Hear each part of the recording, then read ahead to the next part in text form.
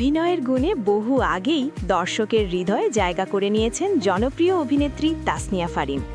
ছোট পর্দা থেকে শুরু করে ওটিটি ও সিনেমার বড় পর্দা সবখানেই সমান দক্ষতায় কাজ করে নিজের অবস্থান দৃঢ় করেছেন তিনি। অভিনয়ের বাইরে গায়ক হিসেবেও নিজের প্রতিভার পরিচয় দিয়েছেন ফারিন। শুধু তাই নয়, তার রয়েছে নিজস্ব একটি সঙ্গীত প্রযোজনা প্রতিষ্ঠান। ব্যস্ত কাজের সূচির মাঝেও সামাজিক যোগাযোগ মাধ্যমে নিয়মিত সক্রিয় থেকে ভক্তদের সঙ্গে যোগাযোগ বজায় রাখেন এই অভিনেত্রী।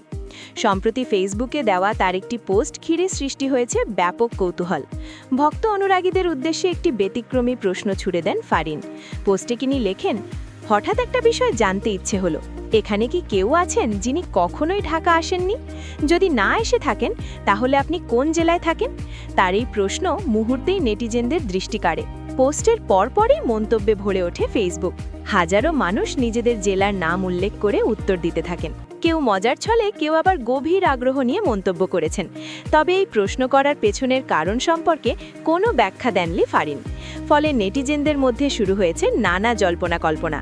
অনেকে মনে করছেন এটি হয়তো তার আসন্ন কোনো নতুন কাজের প্রচারণার অংশ, যদিও বিষয়টি নিয়ে এখন পর্যন্ত কোনো আনুষ্ঠানিক মন্তব্য করেননি অভিনেত্রী। এদিকে বড় পর্দায় দর্শকদের জন্য নতুন চমক নিয়ে আসছেন তাসনিয়া ফারিন। আসন্ন ঈদ উল ফিতরে মুক্তি পেতে যাওয়া Prince once upon a time in Dhaka সিনেমায় প্রথমবারের মতো শাকিব খানের বিপরীতে অভিনয় করতে দেখা যাবে তাকে। সিনেমাটি নিয়ে ভীষণ উচ্ছ্বসিত এই অভিনেত্রী। Arzoo Sultana, star story.